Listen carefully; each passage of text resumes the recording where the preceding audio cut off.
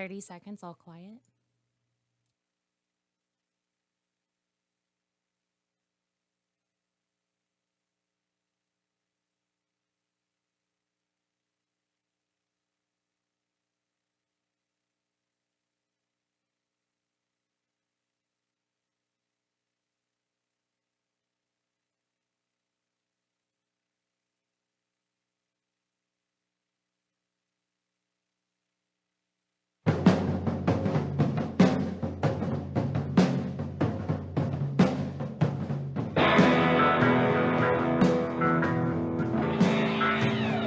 You're listening to Power Jams, Talk Derby Radio.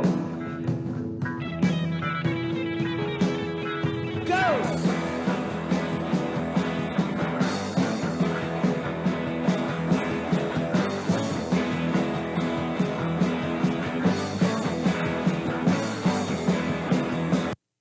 And this is Power Jams, Talk Derby Radio. I am Ivy Drunky. Hi, Rachel. How's it going, Junkie? Are we getting everything figured out here? Yeah, there was some situations, technical difficulties. It wouldn't Thank be my you. show if the show wasn't drunk to start off with, right? The show's just drunk. So I want to say hi. We have a few in-studio guests here. I'm going to have them introduce themselves real quick. Hi, I'm Wallace. I'm Junie. Rapek. And Great Dame. So I've got a bunch of coaches in here. So this is our show's first Coaches Corner. Yay! Yay, coaches. Everybody's all excited. Yay, coaches. So the first show we had refs in here. And then last week we had all Derby wives. So it was like business, play, and now we're back to business. Somebody got engaged last week, too. Yeah, right? yeah. 2 of my fresh meat got engaged. So it was kind of awesome. Very it was cool. nice. Yeah, it was pretty sweet. So I want to start off by saying thank you for tuning into tonight's show. I want to remind everybody that Power Jams Talk Derby Radio is powered by Empire Skate Shop.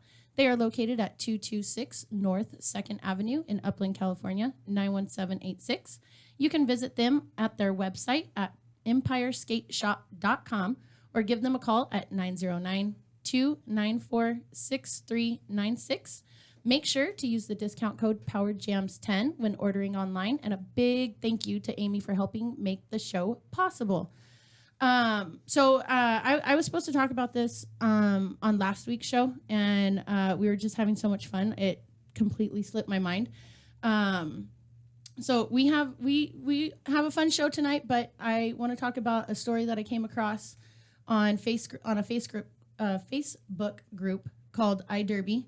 It's about a Derby baby from the Beat City Bombers out of Napa, Idaho.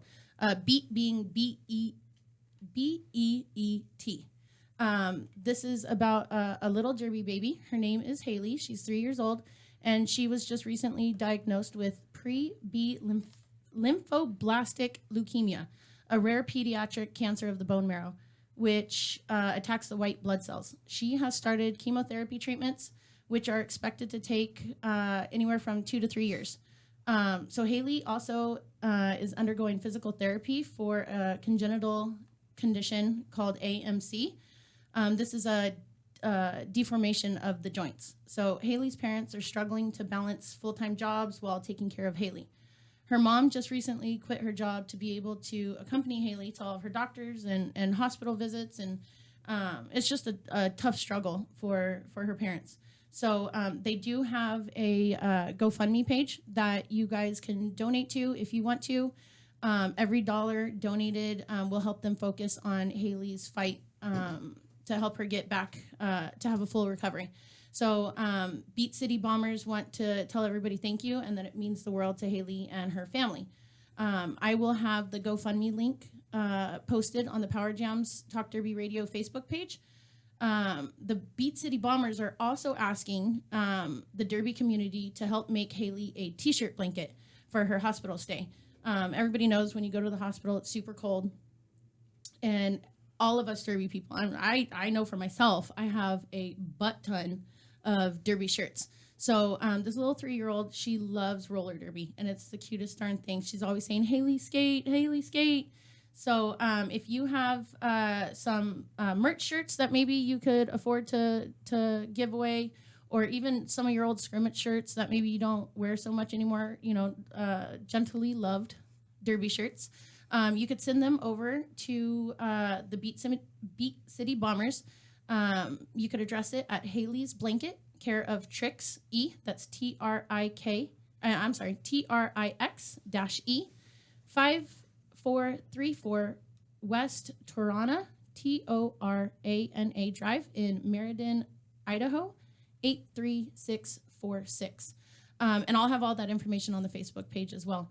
The blanket will be made to help keep Haley warm while she fights through this ugly fight. No kid should have to deal with cancer. If enough shirts are collected, a second blanket will be made and raffled off. All proceeds will go to Haley and her family to help with medical expenses. Also, if you would like to donate anything for their raffle baskets, you can send those items to the same address that I had just provided. The information for Haley will be up at the Power Jams Facebook page, and all of our positive thoughts go out to Haley and her family. So get those shirts over there.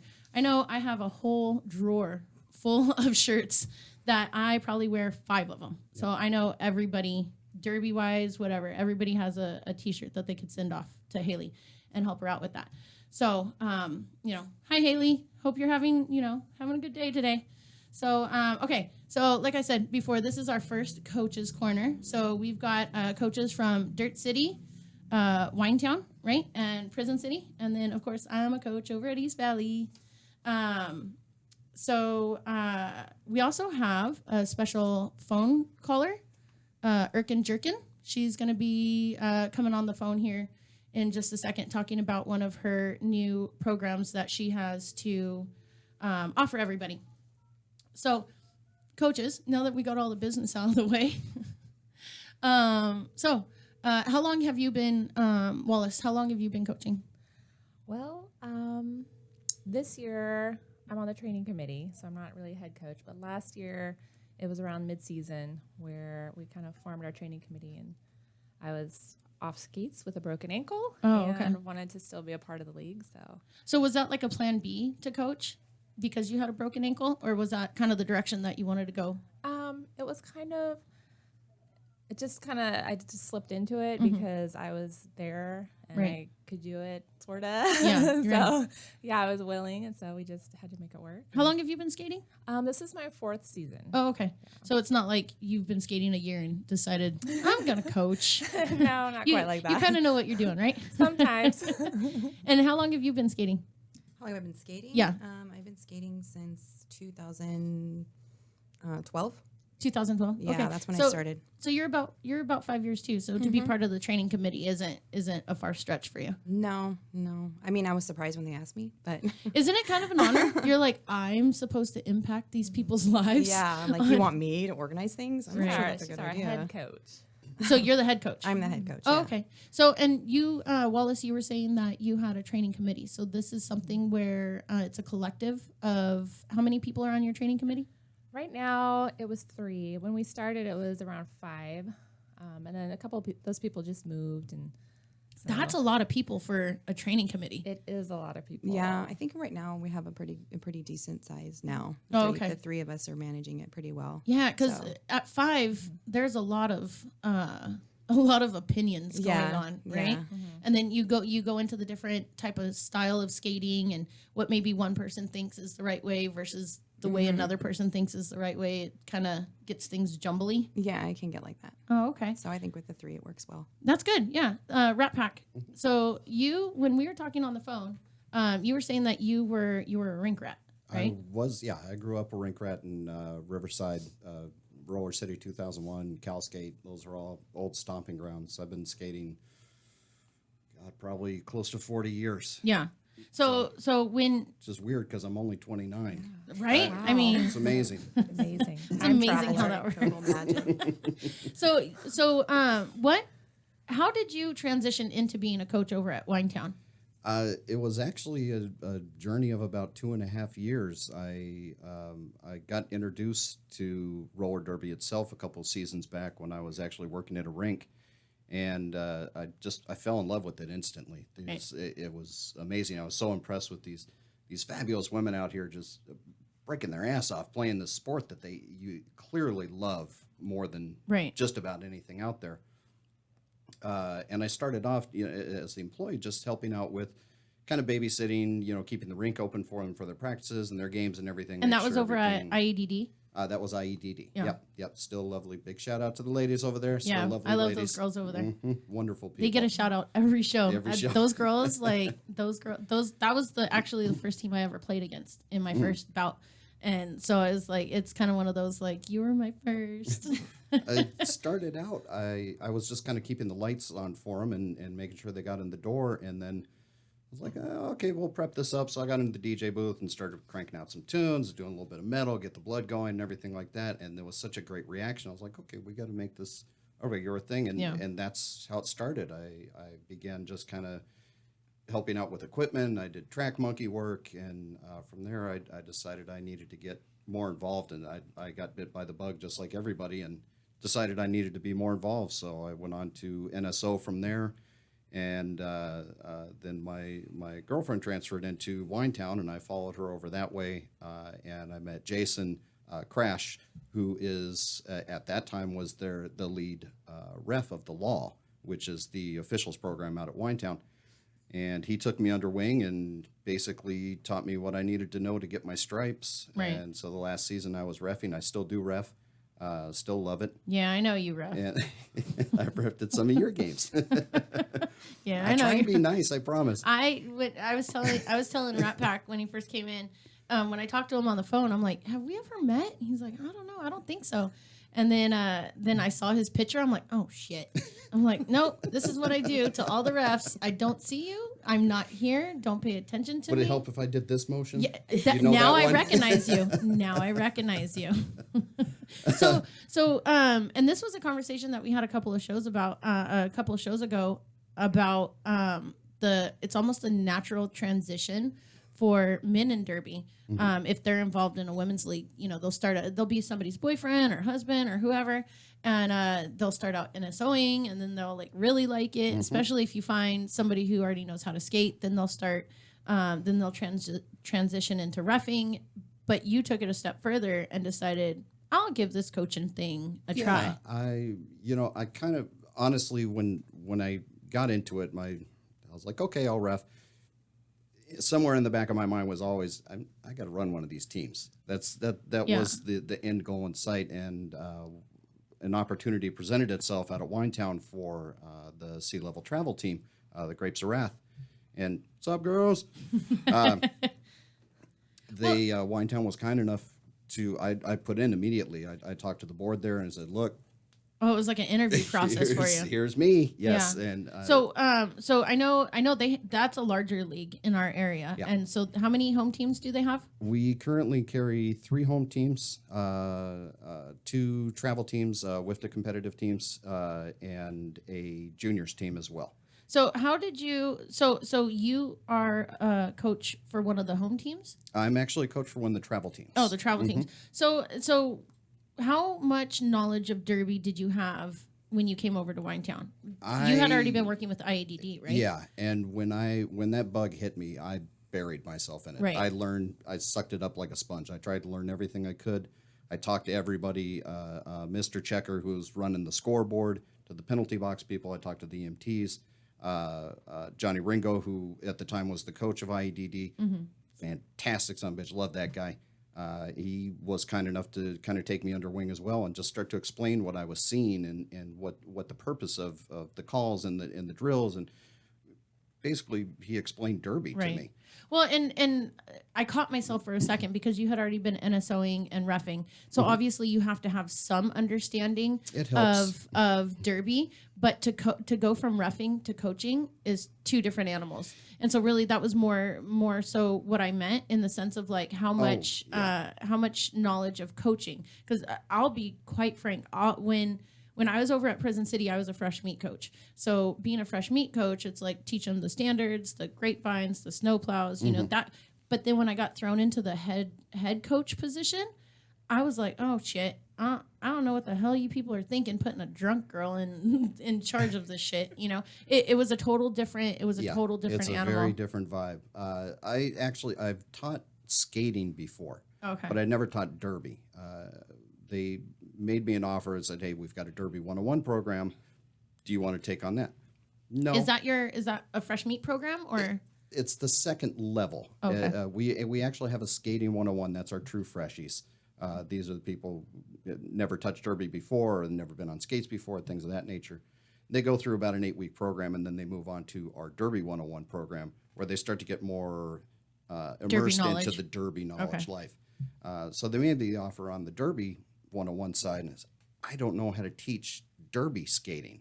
You know, I was born and bred to go fast. That was always my life. Well, then you should have been playing Derby back in like 2007. That's it. But I knew how to teach through the rink and everything. I had helped to teach new skaters before. So I said, you know, fresh meat sounds great. So that was actually dipping my toe in there first. And then the opportunity came up to actually take on the team. And I said, you know, these are people I don't have to teach how to skate Derby. They know how to skate Derby. We need strategy. We need team tactics and things like that. And so are you more of like a strategy coach, or? I try to be. I try to create a very big team mentality with my ladies out there. That was, you know, we're a C level, but we're a competitive team. So there are certain strategies, certain plays that go into it, but we're still always learning. You know, my team, I tend to think of it as kind of the stepping stone to the higher levels. Where, you know, they want to go up to the winemakers. They want to go to that B level, high whiffed, competitive team. Right. And it's my job to help them get ready for that. You know, I know I'm never going to keep these girls for season upon season upon season. That's not the goal. They are going to get better every year. Right. And that's what we try and do. Yeah. So real quick, I just got the sign that Erkin Jerkin's on the phone. So like I'm super excited. So like I can almost not contain myself. There was, I think it was a couple days ago, I shared a video of Erkin Jerkin. I think she told me it was from 2010, and it's where she just was like, she was an animal. There was no stopping her. She, you know, went around the turn, one skate, like someone was hitting her. Like it was an amazing video. So if you haven't seen it, make sure you go to Power Jam's Talk Derby Radio Facebook page and you could see that. So we're going to pull Erkin on the phone real quick because she's got a pretty new program that she wants to introduce to everybody. Is she there? Erkin? Oh, hold on one second. I did this last week. Are you there? Uh-oh. Dang it. Bring her volume up a bit. The phone one, right? PH? PH. Yeah. It's unmuted. Oh, it's muted. Oh, there we go. Are you there? Erkin? No. Dang it. What am I doing? There. Yay. I figured it out. Can you hear me? Yay. I can hear you, Erkin. Hi. How are you? Good. I know. How are you doing? I'm still learning. It's only my third show. So, you know, there's things that are going on. Hi. How are you? I'm doing great. How are you doing? Long time no talk, right? I know, right? Yeah, I think it was like a couple hours ago we just got off the phone. I've been so excited to talk to you. So I wanted you to come on the show specifically for this episode because you are a skater that I have looked up to for many, many years. You know, for your badassery, your awesome skating skills, and the way that you coach. You have a program, Erkin Derby, right? Correct. Erkin Derby Training Academy, or Trainer Academy is what it's called. And thank you so much for appreciating me. It's awesome to hear when people enjoy watching you skate. It's really nice to hear that. Yeah, so I want to thank you for that. I'm one of those fans. Like every time I would hear that you guys had like a live feed or something, I'm like, oh my god, nobody bug me for the next 2 hours because I'm watching this stuff. So, can you tell us a little bit about the program that you have, the Trainer Academy? Yeah, so actually we started this back in 2015, and it's just kind of evolved from there. Originally, it was just some little videos on how to do specific skills, and we decided that I had a lot of people that I noticed weren't able to, they were playing derby without really actually know how to skate, and the people training them were actually just learning themselves. So you have people teaching other people how to skate, and they don't actually understand what they're doing themselves, and they're like, you just kind of do this thing, and people actually need direction on how to do something, where to shift their weight, how to put their weight, how they need to maneuver their feet, their legs, their body in order to do a skill. And so the idea behind this is to help trainers train their fresh meat. Really, it's really a fresh meat program. However, somebody brought it up. His name is Patrick Williams, and I'm not sure what his derby name is, but he coaches out of Kansas. And he was like, this could actually be a program for beginning of the season, getting your skaters back into the season, regular season, getting them ready to play for the rest of the season. Right, and that's what we were talking about earlier. So if you break it down, so every practice, when you start practicing, you have your warm up and your stretches. This really can be utilized as kind of your season warm up for your vets, because the way that our seasons go, some in their season late October, early November. And then I've seen girls where they just like stash their bag in a closet for a couple of months, and then they come back in January and it's like they're super rusty. So this is something that you could utilize as like that season warm up for even your vets, right? Oh yeah, definitely. So you have you were telling you, and I have to say thank you, because you gave me access to your program. So I could check it out. And there's like 70 training videos on here right now, right? Correct. Yeah. Over 70. So. Yeah. And what I have to say about these, and you had kind of told me about this, they're not over talky. It's literally, it's here's the skill. Here's how you do the skill. It's like 3-minute videos. So it's not something where you're sitting through a long-winded, that's probably what my video would be. But I'm I have that slight ADD or whatever, and so to have them little 3-minute clips, it made it so easy, because it's like, okay, I watched it, I could go. I could watch it on my phone, I could take it to practice, and it was no problem. It was super awesome. Yeah, and that was the point of it, is for you to be able to get what you needed to get and then teach it right away. It's not meant for you to sit there for an hour trying to learn this one little skill. It's, each skill builds on top of the next skill in order to advance yourself, if that makes sense. Yeah. Well, and that was something that I was talking to you about. So when I was a fresh meat and I was learning my sticky skates, right? Keeping your feet all 8 wheels on the ground and doing the in and out thing. My trainer had told me it was called pizza French fry. And so I still call it pizza French fry, but when other teams hear me say that, they're like, the hell, we're not eating right now. We're playing derby. And what I liked about the program is that if enough people, get a hold of this program, it really standardizes the verbiage for these different skills. So it's seamless. If a freshie needs to, maybe she wants to visit other teams or whatever, she'll know exactly what they're talking about. It's a seamless transition as far as the verbiage goes. Yeah, very true, very true. That's that was another thing that I had noticed. Like, I've been skating since I could walk, and somebody had said, "Oh, you just do a mohawk," and I'm like, "What the heck is a mohawk?" And then they showed me, and I'm like, "You mean sideways skating?" Right. Okay. Like, I always have pictured a mohawk as a haircut on somebody's head. I didn't know that a mohawk was sideways skating. Right. So I call it side skating or sideways skating instead of a mohawk. But again, it can go either way. But I think the more people consistently call a skill the same thing, it will be easier for people across the board to understand what's being taught. Right. Yeah. Well, and what I liked about this is I was talking to Rat Pack about this. If he, he knows he's going to be going on vacation or whatever, and he needs to use some skills or whatever off of this, he could just hand the reins over to the next person, and there's no question about how the skill needs to be performed. There's a set standard. This is the standard, and there's no question about what needs to be done. Was this something that was important to you as far as like what you saw with trainers? Yeah, so that's another reason why I started this program too, was the consistency of transitioning new trainers into the program. You get a lot of in and out with roller derby. You have people that are stick around forever, like you and I, who've been around forever, right?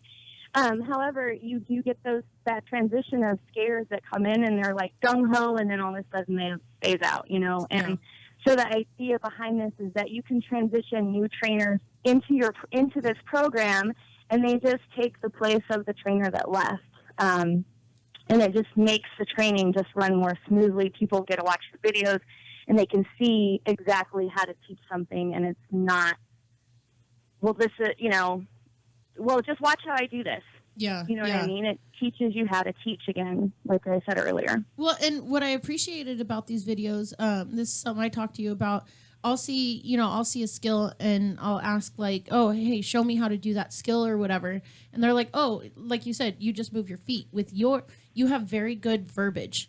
I was having a difficult time talking to my girls as far as using certain words or whatever. And when I was watching your videos, it was like, aha, that's the word I was looking for. I didn't know I was looking for that word, but you just gave me the perfect word. It was awesome. Yay, that's awesome. I love to hear that kind of stuff. That's one thing I wanted to tell you about is I keep getting all these fantastic reviews from the people that are using the program, and I hope it's okay that I give a shout out to Melissa Bang Bang from Heavy Armor Roller Derby. She's from Fort Worth. I just guest skated with them a couple of weeks ago. Okay, Yeah. cool. Well, she just gave me like a huge shout out that I'm super excited about. So I'm going to verbatim read what she wrote, and I hope that's okay. But Absolutely. she's like a huge shout out. Dude, Erkin, you can literally do whatever you want on this show. Oh, okay. Well, thank you. I appreciate that. Then I'll just kind of party hardy if that's okay with you. Yeah, absolutely. But she said a huge shout out to this program. We held lifted assessments the other night, and our girls did amazing. There are skills on the lifted assessments that are not specifically targeted in this program. However, the skills that are taught in the Trainer Academy are broken down so accurately and effectively that they build on one another, and the girls are learning the skills to be tested without even realizing it. These foundational skills have been so invaluable to our fresh meat. I believe that because the program does not teach to the test, but rather in context, the fresh meat have surpassed all expectations. And then she's like, I thank you, Erkin, for the time and commitment you have put into something so great. And that, to me, is exactly why I did this, is so that people learn and understand. One of the things that I've always said is if you know how to skate, you don't have to think about how to skate when you're trying to play derby, and you can focus on how to play derby. Right, yeah. Well, and because it's literally you're learning two skills at one time. You're learning how to skate, and then you're learning how to play this game. And, Correct. Anybody who plays derby has seen the 60-page rule book. So we already have enough on our plate in the sense of like trying to figure out the rules. And now with the rule change that just happened in February, it's like, okay, so now we gotta look to that. So to take the learning of skating off of and make it more about you're just learning that skill. Right. Instead of thinking too hard about it. I think I was when we were talking earlier, I was almost adequating it to when you go in for a test, you cram, right? So you learn all the answers, but it doesn't mean that you're retaining the knowledge. And so everybody puts so much emphasis on passing their minimum skills that they're not actually retaining. It's almost like you're a trained SEAL or whatever. Like, okay, I got this skill done. Now I'm going to go play derby. With your program, you retain that knowledge and you're able to actually teach the skill rather than just mimic the skill. Right. Correct. But yeah, the hard team, yeah, total shout out to those girls. They were like some of the nicest girls ever. I went in there and I guest skated with them against Dirt City. And seriously, the nicest girls ever. I love those girls. They're good. That's awesome. Yeah. Bang Bang's been really cool. I really liked working with her. I think she's one of the jammers over there. I think she is. Yes, I believe so. Okay. So the other thing I wanted to ask you about is you're going to be at RollerCon this year, right? I am. I'm teaching 5 classes, and I actually have a booth over there, and we're actually launching our DIY Derby, which is do-it-yourself derby program there, and it's going to be awesome. So it's basically allows skaters to fill in any gaps in their training. It's a self-driven skills program that refines on-skates techniques, so keeping them at their 100%. The skills covered so far are plows, crosses, jumping, hockey stops, which everybody has issues with is hockey stops. Yeah. And then coming soon will be backwards skating as well as strides. And these are all videos that are going to be available for a monthly subscription, right? Correct. And then we'll just keep adding in video series into that program. And actually, a little bonus was one of the first video series I came out with was my Foundations of Derby, and they're going to be getting that for free. with their subscription on top of all the other videos that they'll be getting. So we need to say, so that original, the first program, the Trainer Academy, that's actually my second program. Oh, okay. But that's the monthly subscription, right? Correct. How much is that a month? So the Trainer Academy is $29.99 a month, and they get the unlimited access to all the videos, the training template. Anytime we change the template and add new videos or reorganize it, because sometimes things change and you need to add a new skill in there, or you need to maybe delete a skill depending on what it is. That also comes with PDFs, things that you can print off that are obstacle courses that are on the template that I was talking to you about earlier with all the abbreviations that you're like, what does this mean? Well, now it makes sense. Well, we also have a private Facebook group. So yeah, Erkin sent me like a layout of practices, and it had all these different abbreviations, and I'm like, I don't know what these abbreviations are. And so then she gave me access to all of these videos, and at that moment it was like the light bulb turned on. Like, yeah. I'm like, oh, I know what this is. Okay. And I can safely say you could go from a rec league to a competitive league.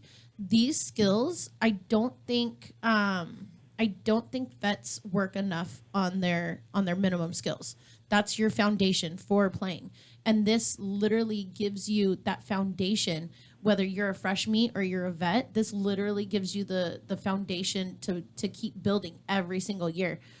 Because I don't think those muscles get worked on. So I took week 1 and week 2 and guinea pigged my team with week 1, week 2. The following day, I saw so many Facebook comments, like my team cursing me, because it was re-engaging muscles that hadn't been engaged in a while. And they're like, it hurts so good. Thank you so much. And so I truly think that any team, whether you're a rec league, you're a competitive team, you're a team that's only, a year old like mine, or, even a older team, like Dirt City, you guys have been around for a good while. This is something absolutely like any team could use this. I want to say, I need to tell you thank you for giving us access to, for giving my team access to this program. But I also need to say thank you because Erkin is, we had a Coach of the Year giveaway. Oh, yeah, we had a Coach of the Year giveaway. And so I had a bunch of submissions.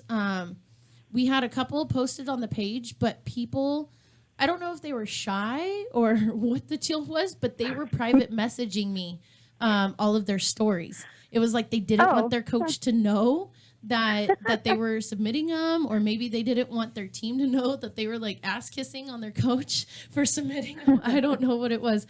So I got a bunch of inboxes, messages as far as who they thought should be Coach of the Year. So I was doing my research and I was kind of going through. I could not with I didn't feel right choosing Coach of the Year. Like, to just read their stories, it was literally all the same, and that's what I have to say about coaches.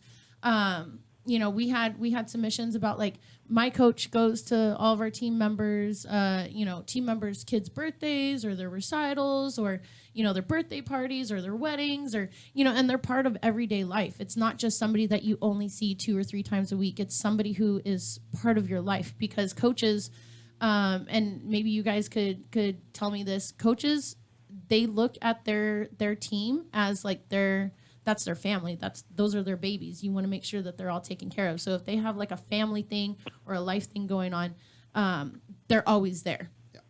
Yeah. So what I did, instead of me being the bad guy and like choosing one, I'm gonna leave it up to the Derby gods.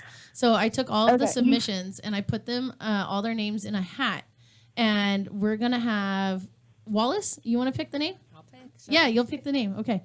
So I have my hat here, my East Valley Roller Derby hat. I don't know if everybody can see. I got my East Valley Roller Derby hat. It's like the name picking hat that everybody needs. So just pick one. It's going to be fun. Just pick one. Just pick one. Did I get it? Yeah, you got one. Okay, you could read it. Oh, she's in this room. Oh, me? No. Did I win? No, not. Oh, I wish I could say that. Great Dame. No way. Prison City Derby Games. Erkin, we literally have the winner in the room right nomination. now. You had 4 nominations, which was crazy. The Derby gods have chosen. To my team, we'll be talking about this next week. Extra knee taps. So, and that's what I'm saying. That's freaking cool, dude. How cool! Like she's blushing. It's Eric and I wish awesome. you could see this. She's so literally the winner of Coach of the Year. The drawing was Great Dame from Prison City Derby Dames. So you need to Congrats. That's Thank awesome. you, everybody. yeah, you need to thank your girls for submitting that. So, Erkin, this is Dame. Dame, this is Erkin. Hello. Hey, girl. So, Hi, yay, it's so exciting. she'll be contacting you to. This is so nice. I don't have to make a Facebook post about it. It's one less thing I have to do. So she'll be getting in contact with you and giving you all the deets on what is available to you. But also, unfortunately, there can only be one winner. But from the drawing, but Erkin has given me permission. She said that everybody is a winner because if you go onto her website and you sign up for this program before June 30th and you use the code Kaotic Fan, that's KAOTIC Fan, FAN, all one word, you can save up to 50% off your first month's subscription. Cool. That's nice. So, and this is Erkin's job. Like this is her, and she's like, I'll give it all away for free for everybody. So I have to say thank you. That's super awesome. That's Derby love. Yeah, that's Derby love right there. Well, and that's Heck something about coaches. It's not just you clock in, clock out. Like me, Tuesday, Thursdays, 7 to 9. I'm at my track. I'm at my doing my thing. It's not a clock in, clock out. It's a 24-hour job. I'm constantly getting text messages or private, Facebook messages about what skill can they work on, what can they take. Erkin, I need to ask you, how much involvement, because you're a coach out there in Colorado right now, right? Yes, I coach the adults and I coach the juniors, and I do my Erkin Derby business, and I have 3 kids under the age of 4, and I am a very busy person. So I am consistently having parents, skaters, and my other coach and parents harass,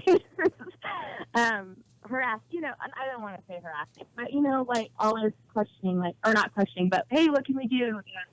I mean, I just with the juniors right now, we're getting ready for camp, and we practice 3 days a week, and then I also practice with the adults 2 days a week. So I am like 5 days a week coaching. Yeah. And then on top of that, I get to skate myself, and I take my kids skating and stuff. So it's busy. Are It's your super kids busy. Are your kids following in your footsteps? As soon as they started walking, they were skating? Oh, heck yeah.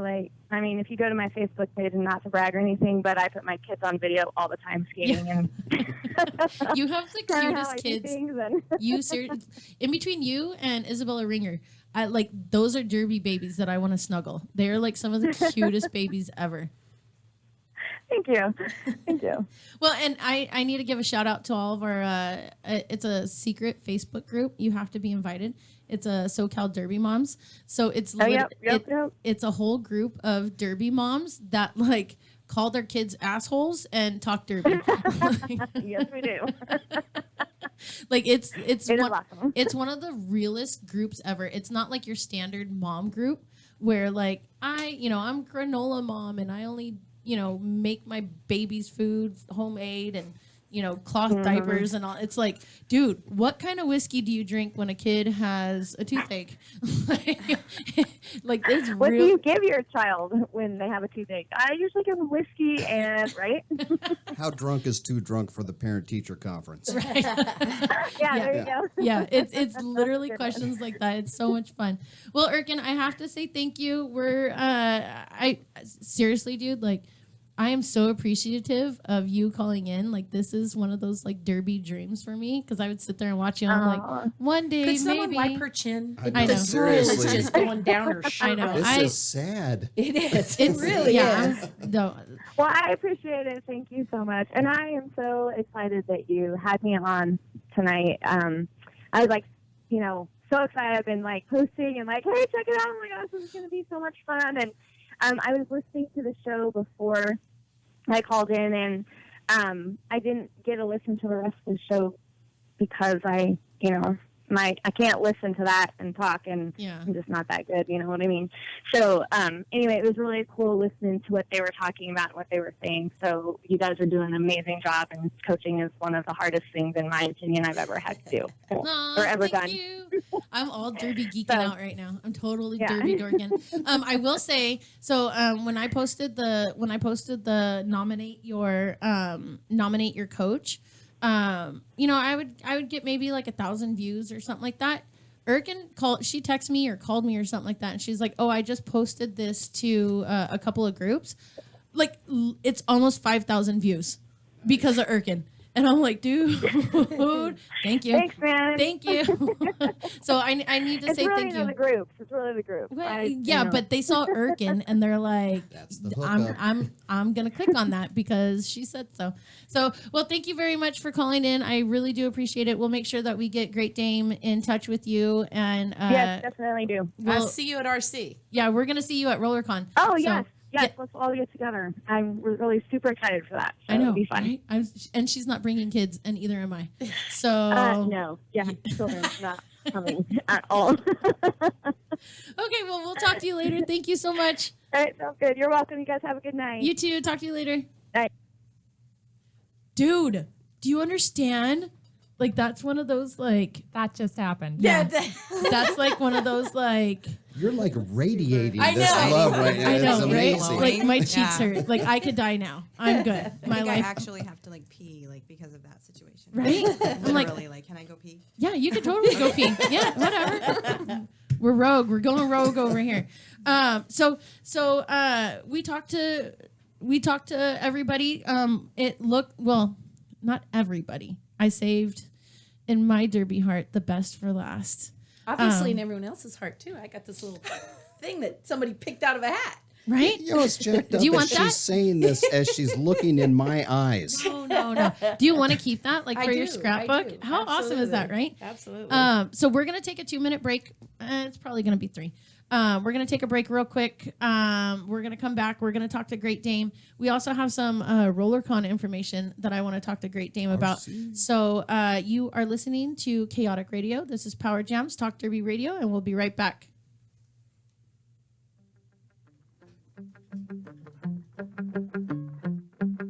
It's all gravy, baby. It's all gravy, baby. It's all gravy, baby. It's all gravy, baby. Well, it's the J to the E, double R-Y Miller. Like genuine draft, I'm even cold filtered, 6 foot plus, with no more dreads. Still putting heads to bed, all the way from LA. It's all gravy, baby. It's all gravy, baby. It's all gravy. We're clear.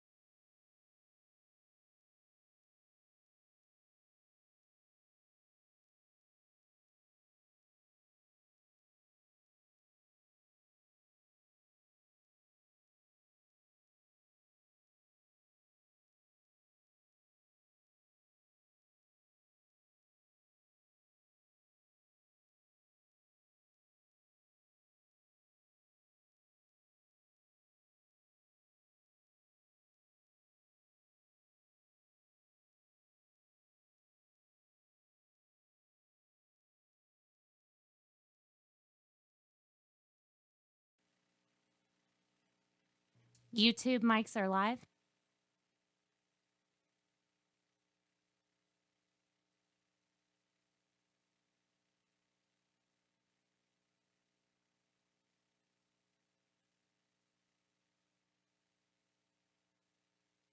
It's raw, it's uncensored, it's live 24/7. It's chaoticradio.com. Susie was a little punk all the way from Riverside. Hated everyone she knew, moved up to the west side. Started with a little tweak, moved up to the needle trick. A bit to make a diamond, hooked up with some emos. Mom and dad got so mad ever since they found her both. Blamed it on society, maybe they reacted wrong. Don't know what she's going through. Remember when your kid was you? Now you'll never know the life she's living.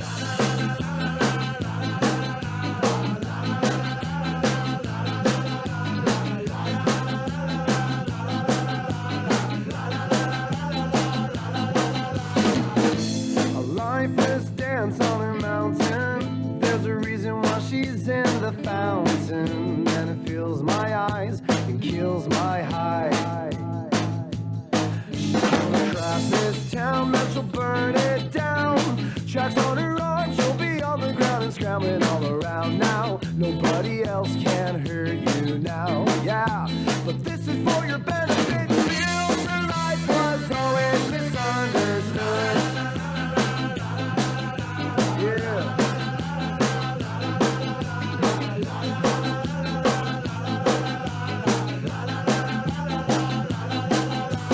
I can't stand all you credulous, righteous assholes, 'cause you will never know, but I just stood there trying to understand in a blank stare. I should've let it. Used to be so beautiful, the world has been so cruel to you. Only 17, but she's looking 32. And the worst part of it all is how I stood and watched her fall. I never even thought to do anything at all. It feels her life was always misunderstood.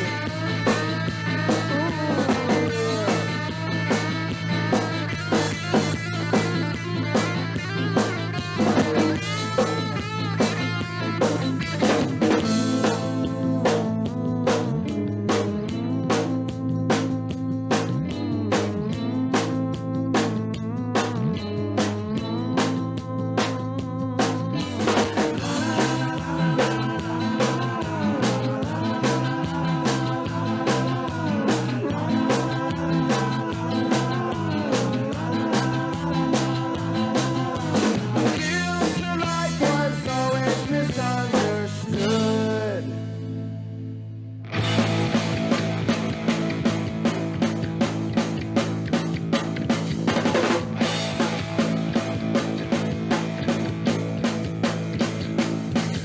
Sleep late, work less, complain more, beer breath, out of towns, sun out high, using car, a nice guy. One man down, he finally broke down, don't believe his snap, 'cause you're not from Monkey Town. One man down, he finally broke down, he'll be talking shit, he's never gonna come to talking. Wednesdays, don't surf, don't skate, out of towns, we'll sun out high, using car. And we are back. We took a quick little break. We were talking to, we were getting ready to talk to Great Dame over here. She is, dude, she's just all around a badass. So, so Great Dame. She rolled up on a Harley. That's what you got to tell Yeah, people. Great Dame just rolled up on a Harley. So I need to say, Great Dame found me at a car show wasted at like 9 o'clock in the morning. Imagine that, me drunk. I did the standard basic fresh meat thing. Where's the bowl? You know, like, so we had Great Dame, Amy's on, I think Shotgun was there, and like maybe one other person. But she found me. I was like, I'm totally gonna do that. And they all kind of looked at themselves like, sure, whatever. And I had a wedding to go to that night, so I was already drunk by 9 o'clock in the morning. I sat at that car show the whole day, and then I had my cousin's wedding to go to right after that. So we stayed up drinking till 2 o'clock in the morning, and I was at practice on time in my husband's knee socks, my old volleyball shorts, 10 ready. a.m. the next day. No, this was a 7:00 practice. This was a Monday 7. No, this was a Sunday 7:00 Yeah, practice. back then we did Sundays. Yeah, Sundays at 7 p.m. though. So I sat in my recliner all day, nursing a hangover in my stupid socks, and went, I'm gonna go play roller derby now. I'll see you later. And I had no business being on that track. I had no clue what I was doing. We had a skater like push me around for laps, and like she was pushing me, and I was like, I'm gonna die. And they're like, you could do it. I'm like, this is stupid. And then, Dame, she just kept telling me, you're fine. You're fine. You can do it.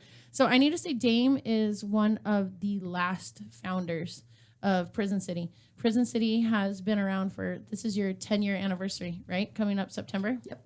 10 years. So 10 years. So I started with the team when I had started with Prison City when they were only a year old. So I'm like OG Prison City. Yep. And Dame is like the original. Yes, you guys all make me feel very old. Thank you very much. I appreciate that. That's only Derby years. It's only Derby years. Derby That's years. right. That's like 50. It's like dog years. Like 50. So Dame coaches the team. Dame is a rostered skater, and she's also an extremely dedicated RollerCon volunteer. She'll correct me on this, but she is head of track Maintenance, track setup, and track teardown. Yeah. So, and that job right there, I don't know how you deal with that job. That sounds like It's the less thankful job at RollerCon that everyone should thank a track crew person. right. The refs are great. Let me just say right now, all hail the refs, because I've been doing this for 11 years, and I started Derby back in 2006. I've pretty much done every job in Derby. I tried reffing. That. No. Fuck that. No way. Dame doesn't use the F word very often, but she No, fuck that. So my hat's off to anybody, all the refs out there. Hats off to you. You guys are awesome. Yeah, that's a job in itself. Yeah. So Dame, you originally started with the team in Orange County, right?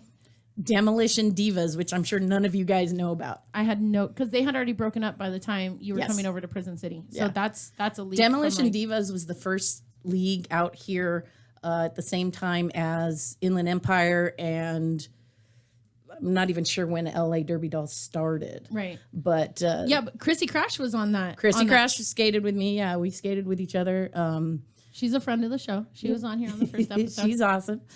Yeah. I have some signed socks from her from the Whippet movie. Oh, she signed some socks for Lethal, so that Yeah. was. She's pretty She's awesome. just a friend, yeah. But I've been skating since 2006, and skating or derby skating? derby skating. Oh, skating? Yeah, Oh skating. God, no. 47, 8 years. I don't know. I'm old, You're only 25. and I'm only 25, so That's what I'm saying. it's all wrapped up into this tiny, beautiful little bundle. right. So you were with Demolition. Demolition Divas. Orange County actually spinned off of Demolition Divas. There was a couple other teams that spinned off of Demolition Divas. Chrissy went to LA when Demolition Divas. She went to took a dive. ACDG first, I think. No, she went to LA. She went to the Derby bank Dolls? track. Okay. Yeah, she went to the bank track from Demolition Divas. A lot of people spread out. They went to Orange County. There was an Orange County Like a renegade? Renegade team. Yeah, there was an Orange County Renegade team that branched off out of that, and Prison City branched off out of that. Yeah. Because Demolition Divas went by the wayside. They just Right. folded after a year and a half, I think. Oh, okay. Almost 2 years. So what about Derby made you go, yeah, that looks like a good idea? Well, see, again, I've been around for a little while longer than most. And the Saturday afternoon derby thing was a thing for me as a kid. And I always, always, always wanted to do derby. I grew up a rink rat. I was always at the rink. I did back in the day, they had these 24-hour skate things that you could do. I remember the lock-ins. Yeah, Oh, you'd get locked in at night for all the holidays, Memorial Day. That is like the cheapest babysitter It ever. is. Right? It is the best night. And at the age I'm at now, I look back and I feel so bad for those people. Yes. It's like you're getting paid minimum wage to Oh, babysit. To all these babysit, little yeah. Like assholes. 90, bring 100 that back. screaming little hellions Yeah. all Yeah. night. Yeah. And we would pass out sometimes. It was trying to stay up all night I'm gonna on go your skates. take a nap Yeah. real quick. So you went from Demolition Divas, and then they broke up. They and broke then up. You decided you wanted to take on this beast of starting a team. Well, I was kind of pushed into it by a bunch of people. Yeah. I kind of am a leader type person. And there were a few people that were kind of pushing me to do it. So I said, well, let me get back then, well, even now, RollerCon has been around Right. since 2006. Yeah, we had just last week we had Casey Balmer on the phone, and she called in to talk about where the Derby Wife story came Yeah. from, and she was telling us that first RollerCon was like maybe 100 people. Yeah. It was like just that was all that was roller derby was like 100 people. Drunk in the van. Yeah, And now it's like I love that 6,000. story. yeah. Now it's like 6,000. It's international. Of course, this year, God knows what the international thing's going to happen. Yeah. but- So when you started Prison City, how did you go about starting a team? Well, that's what I'm saying. I went to RollerCon and I took a lot of classes. They had a lot of off skates classes back then where you could learn how to set up a team, learn how to recruit, learn how to, all the elements it takes to make a team. Right. So I went and I took all those classes and I finally came out of RollerCon and I was like, okay, I can do this. Yeah. So myself and 3 other girls, Amazon being one of them, got together and Right. It was you, Amazon, from Empire Skates, Stella Seidel, who is the wife of Charmer from ACDG, and then you had crud, I can't remember her. Slam Cakes. Slam Cake. Yeah, Slam Cakes. She's not, I don't think she's skating, but Yeah. she lives around in Riverside area. Yeah. So the 4 of you decided, hey, we're gonna start a team. Yeah, pretty And- much. and- And our first practice was the 4 of us. Wow. And then our second practice, there was like 2 more. And then our third practice, there was maybe 2 more after that. Right. And And we then finally, a year later, you went to a car show and decided, yeah. let's take on this drunk bitch. Well, our first year we started Thank Scrimmage. We didn't even have that much of a team then, but we still did Thank Scrimmage. Right. Well, and that's another point that I want to bring up. So Dame, she's a coach. She's a rostered skater. She's a dedicated volunteer for RollerCon. Not to mention, this is the 10th year for Think Scrimmage. Yes. Yes. So 10th year for Think Scrimmage. So this is like, it's evolved. Yeah. It started out a black and white scrimmage. It was a potluck. We just found some random place to skate at. It was a black and white. You showed up. I think did we charge for that? We Or you charged, just but it was very little. It was like $5. Yeah, it was next So to nothing. you Everybody show up- brought food. Yeah. Well, I made tamales Yeah. that first year, like for all of these people. So it was that, and now Think Scrimmage has evolved into almost like a mini RollerCon type idea. It's where a you have- one-day you have- challenge RollerCon. Yeah, you It have was all of these fantastic last challenges, year. and it's like there's literally girls driving across the country to come to Think Scrimmage. Yeah. And then because that wasn't enough, she decides she wants to make a tournament, annual tournament, Battle of the IE. Well, back in the day, the Inland Empire had 2 teams. Yeah, We now have 10. yeah. So I think you we were know, counting, and like if you go from like Winetown up to like it's like Armour. 14. Yeah, it's like 14 teams in Yeah. this area, Yeah. which There's- I like. I like. I've heard the verbiage oversaturated, but it means I don't have to travel so far. I mean, we've gone to a game up in Reno, like Yeah. so we could go could play a skate. game. Yeah. Yeah. And now that you have so many teams in the area, it makes it a lot easier for travel. There's good and bad to it. Yeah. I mean, there's Yeah. like with the reffing situation and Oh. double crossing games, and there's a lot of pros and cons to both sides of having so many teams. Yeah. Right. And for as long as I've been here, I pretty much probably have skaters on every team that I originally trained or Right. started. The girls that started Dirt City held my ankle. Remember that? Yeah, yeah. I mean, I was off being a breeder when you broke your ankle, but yeah, I've seen the gnarly pictures. That was Dame broke her ankle. What is it? 5 years now? It's been like 2010. yeah, the year oh, Dirt City 7 started. years. Yeah. Yeah. You just broke her ankle, and she's like, "It's okay, I'll be at practice tomorrow." And we're like, "No, you won't. Like, this is not a thing." So that kind of transitions into my next question. How many girls would you say that you've been the coach to in this area? Over a couple hundred. Yeah. Yeah, easily. Over the 10 years. And I only, in between there was a time where I took a year off and Amazon took care of everything for me. Yeah. But I'd say 100 girls between San Diego and Los Angeles. Yeah. Yeah. Well, because I mean, you've had girls go east and you've had girls go west. Mm-hmm. And I kind of look at it like a family tree. So you have, because all I knew when I first started was Prison City. So you have Prison City, and then you have all these branches off. You know, there's girls that went to Orange County. There's girls, Sella and Charmer were over at Prison City, and now Charmer's the head coach over at ACDG. You have me, who was with the team for almost 8 years, and now I'm over at East Valley. You have Spunky Bruiser, who was at Prison City, and now she's over at IEDD. Dame is almost like, she's almost at grandmother status. Now, I am that grandmother status. you know, as far as Derby goes, like I almost look at the women on my team, like those are almost like her Derby grandbabies. Pretty you know, much. it's like everything I learned as far as being a coach, I learned from Great Dame, from the management of the committees and and how to keep everything going. I took a lot of that information from Dame, and coaching. It's not just teaching somebody how to skate; it's teaching them how to manage the team. Because, like I said, I had no business being a coach when I first went over there, but you know, I've kind of grown in this position, and I take a lot of. It's almost like a "what would Great Dame do" type situation when I see something that happens. So yeah, so. When we talk about coaching aspect, it's not just showing up for you guys. So we need to say, if you're in the Chino Hills area, anywhere around there, and you want to join Great Dame's team, Prison City, they practice Mondays and Wednesdays, 7:30 to 9:30 at the Grand Avenue Park in Chino Hills. But yeah, it's not just showing up Monday, Wednesday. It's getting your lessons plans together. It's making sure that you have all your stuff together. And then on top of it, she's got kids who are moving out of state, and she's got grandbabies to hang out with.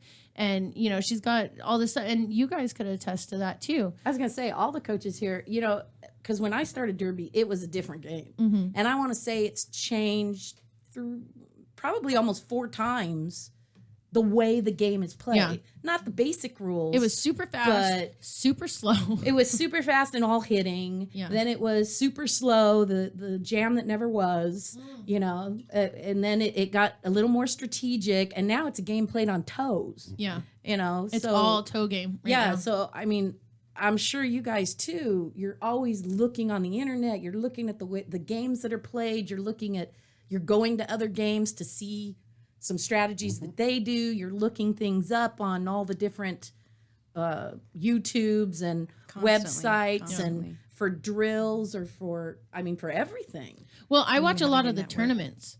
And not that I am at tournament level, but it's almost like it trickles down. You know what I mean? I was very much, because of how long I've been playing Derby, I was very much and this is one of those Derby dialects. I call it picket fence. It's where the 4 of us, you know, post up all shoulder to shoulder and like, okay, this is how we're gonna do it. You know, and then you had the another Derby dialect, the quad pod or the tripod come in, where everybody's linked arms. And I was hesitant with that because the first thing I saw was the arm links.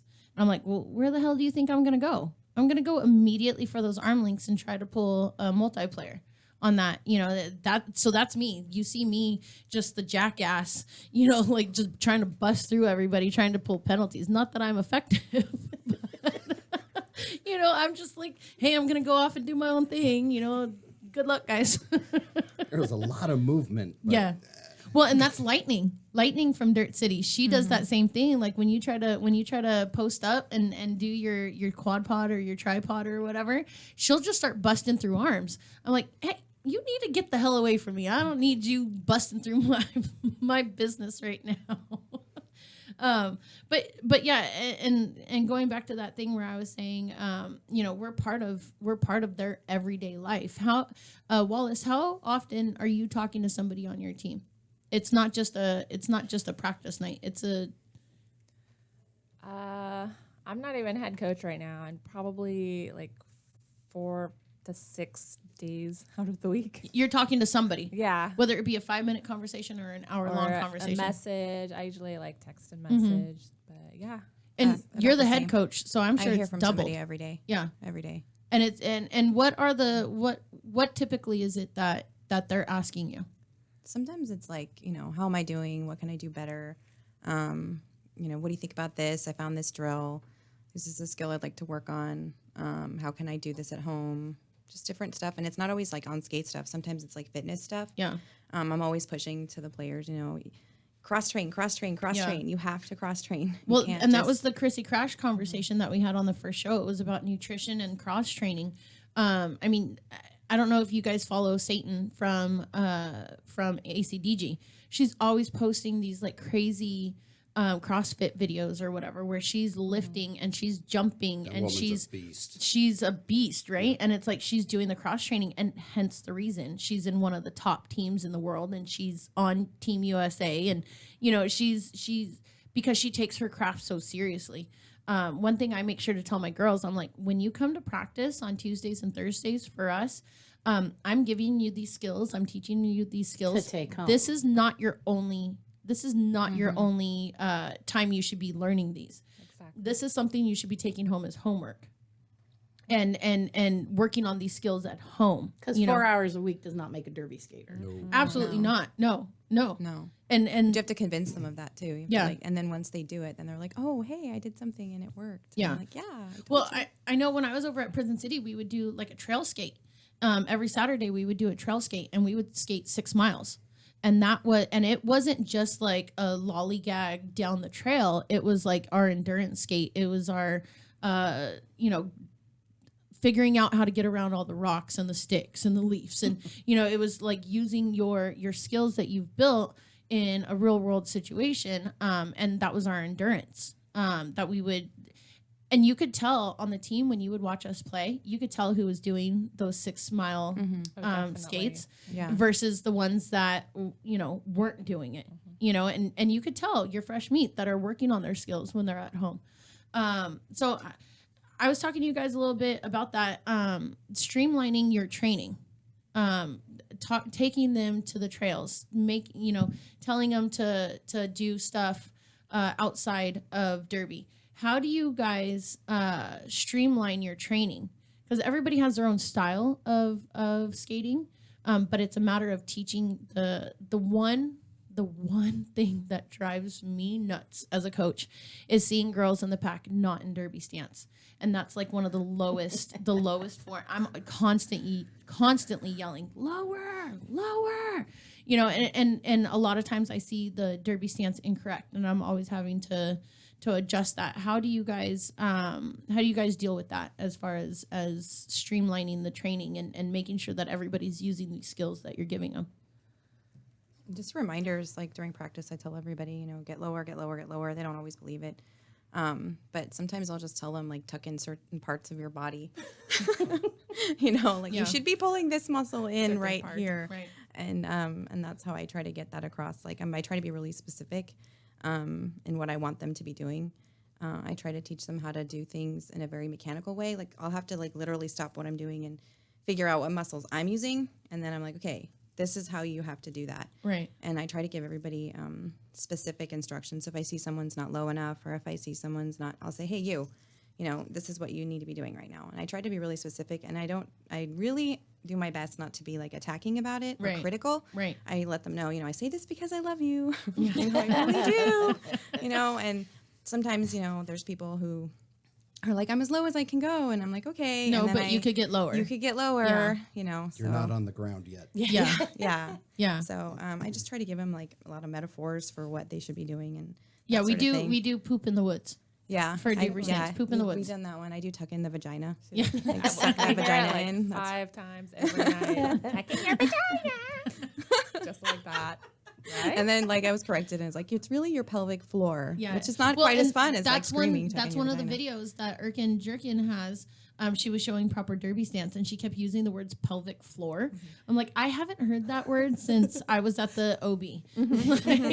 And so now and I'm like, oh, that's what that body part is. Okay. Feeling exceptionally male right now. You're like, oh, I still do my Kegels. Oh, there you go. Same thing, right? So another thing that I want to talk about is a high turnover rate. You have and Dame, I'm sure you could attest to this. Being a league that has been around for 10 years, it seems as if you have a new team every single year. About every, it just depends. It just depends on the circumstances. Sometimes there's, you get the derby drama, which kind of tends to Which we don't do that shit down. at East Yeah. Valley. I don't deal with that shit. You could go home. We didn't for 5 years, and then suddenly we did. When I left. It's all your fault.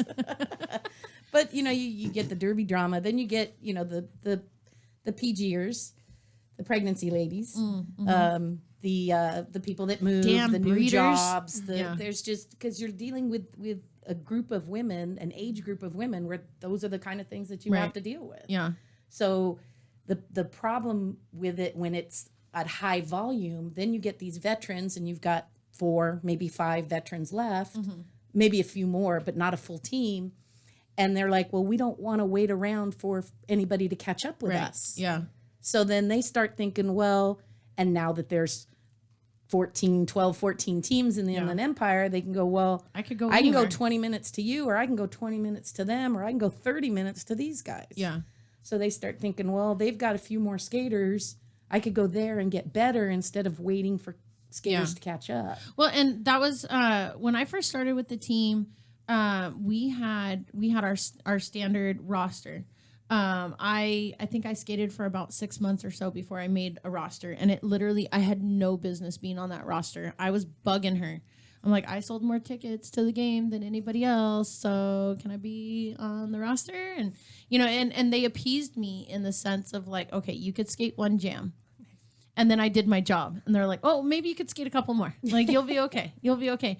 But I think myself, Dame, Amy's on. We're a rarity in the sense like I was with that team for 8 years. The only reason why I left that team is because I moved. But like she said, you have every time you have that turnover, you get girls that start feeling stagnant almost. And how do you deal with the turnover in the sense of recruiting or keeping the vets engaged as well as keeping the fresh meat engaged? Because now you're juggling at that point. Oh, it's very difficult. I mean, we have 2 set trainers or coaches, and then we have 2 kind of substitute coaches that'll come in when we need them. But like this last week, I had 3 different levels of skaters, and I was the only coach. Yeah. And to keep everyone engaged, luckily, my next levels, because that's what we call them as next levels, our next levels are at a point where I can say, okay, this is what you're going to do. Run this drill. Do this with everybody. I'm going to watch one. Then go to the next group. Okay, Right. you guys are going to do this. And then go to this group who, like, she can't skate at all. The wall crawler. Yeah. And teach her one thing and watch her do it. And then, okay, go back. And you're just bouncing Yeah, back you're just and bouncing forth. back and forth. Yeah. Because you got to keep them engaged. Well, I mean, it's otherwise you're going to lose them. I like this panel that we have tonight because, and just to reiterate, so the girls from Dirt City, you guys have a training committee, but you have one roster. Do you have one team, 2 teams? One team right now. One team. PC mix. Right. So who takes care of your fresh meat when they come in? We have a devoted intake periods for fresh meat. Oh, okay. So I think we talked about that before, like where you only have a certain time frame where you'll take in Right. fresh meat. because we don't have a lot of resources in terms of people and Right. trainer types. We're actually having a mini kind of new skater orientation in July 10th and 12th. Yeah. Come up to Victorville, new skaters. And then in November, we have our big boot camp. So Okay. we do that kind of 2 times a year where we kind of all hands on deck, all, people who So we your know. vet skaters, everybody And that's comes the in. thing about the vet skaters is that I really encourage them to teach, because when you are teaching, then you're thinking about how you're playing and you're actually developing your skill. So I really try to tell them, yeah, go ahead and talk about it. Talk about how you do it, because I do it. It makes them think. It makes them think instead of just. So and then I skate a certain way and I do things a certain way. So if they can explain it in a different way and it makes sense to that skater that is just not getting what I'm saying, then it's helpful. Right. So I really encourage them to kind of help and talk to each other and pair up with someone who's maybe a little bit more challenging. Yeah. And then Rat Pack, so you are the designated coach for one team, right? So you don't have to deal with fresh meat at all. No, but we try. Winetown's really good about kind of making it everybody's responsibility. Everybody has their part to play in bringing up those new skaters, because everybody was there at one point themselves. Right. And while I only coach one team, if I show up to practice early and I'm out on skates and it's just the freshies that are out there, I'll roll over. I've got to, our league has a vet who's training them, and she's exceptionally good at her job. What's her name? That's Major. She helps out over there, and she's training our freshies, and I'll just skate around the outskirts of the track, and when I see something happening, do you go in and adjust and just kind I'll of do little adjustments. I try not, I don't want to step on her toes. They need to know to trust her. This is who's teaching them and everything. But there's nothing wrong with somebody who knows coming in. It's I see where you're having a little issue here. Why not try this a little bit? See what that does for you. And then I always, try and make sure to pass that information on to their actual coach and say, keep an eye on such and such. They're having a little issue with the crossovers coming out of that crossover with some power. They're kind of losing out as they're coming out. And I think everybody's involvement just makes your skaters so much stronger. Right. And it creates that great team. Try that English thing again. Team mentality. That really might want to slow down on that. I either need less or more. I can't figure out which yet. No, it creates a great team mentality. Yeah. For it's a trust issue. They got to know. I'm not going to ever be on the track skating with them and about, but they need to know they can trust me being out there. See, so my girls, I treat them a sink or swim type of situation.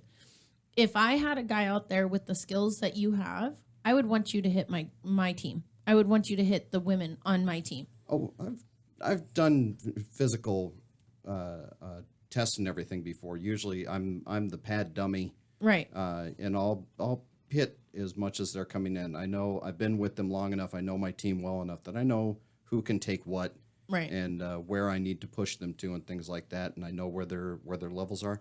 When we're doing toe work and slaloms and very technical quick footwork, I've gone to the point of taking the cone off the track, and I'll sit there in the middle of it and go, don't fucking hit me. Yeah, Let's go. Yeah, and I would appreciate that because, it would have a stable skater who is, because it's a women's flat track, it would almost be like, none of my girls play co-ed. So it would be like an intimidating factor, so that like you would have this guy on the track where like, well, what can he do? I've only played one co-ed scrimmage, and I was scared shitless. It was Creepy Taco was on there. It was at the officials last year. Creepy's insane. I had no clue who Creepy Taco was, so I didn't know what his level of skating was. So I was like, I am not going to try to engage this guy. I will simply positional block this guy as much as I can, because I don't want to get laid out by a dude. Yeah. And my skills, I will be frank in the sense where my skills, I don't have. Not that I don't have confidence in my skills, but I know that I could be better. And to get out on the track with a guy, I'd be like, I don't know what's about to happen. It is a level and confidence thing. We have quite a few of our ladies from our B squad, from the winemakers, who actually do skate co-ed and everything. And my hat is off to those girls that are willing to go out there with dudes. Like, put me in a bar fight with the dude, I'm all in. I won't skate with him. But put me on a track with the dude, and I'm like, I don't really know what's about to happen here. Yeah. But and with my team, I'm the only coach. I have a girl who will work with the fresh meat to get those minimum skills. But when I start seeing them get kind of stagnant in the sense of like, okay, I've got my minimum skills down, I will invite them onto the track with me. And we'll do positional blocking with the freshies. And I usually put them in as a jammer. And they're only allowed, my team is only allowed to positional block on them because I feel that vets need to learn the positional blocking just as much as they need to learn the hitting. And so this forces them into figuring out that positional blocking. And so that's the only way that I've figured out for being a small team that we are. That's the only way I figured out to keep the fresh meat engaged instead of just being like, go take a couple laps on the outside and like, maybe I'll find you eventually, But you're passing on the knowledge. Your mentality is, in my opinion, the right way to have. There's always something more you can learn. There's always something more I can learn as a coach. And I do just about every week by watching these ladies skate. Yeah. When you hit the point where you go, that's it, I've got nothing more I can learn, it's time to get out of the sport then. You've hit your pinnacle and you're not going to learn because you don't want to anymore. Right. And that's, to me, that's a it's very definitely because you crucial. don't want to, because in Derby, there's always something to learn. There's always something more. The thing I have to give to Derby girls is we have, I think it's just being women, period. We're always trying to find the loophole. And I think this is why we constantly have rule changes. Let's take it back to the jam that never happened, right? Or, any of those scenarios, like, I don't know. I would say it was probably 5, 6, maybe 6, 7 years ago when you would have a power jam situation and you would see the entire team take a knee. It was when we had double whistles back in when we used the pivot line back, right? When there was a pivot line, right. And because my fresh meat now, they're like, what is the point in this pivot line? Yeah, I'm why like, is it even there? It's a historic relic that we just keep around. That we just, whatever. It's an heirloom. Yes. It's been passed down for years and years. It's been passed down through the generations.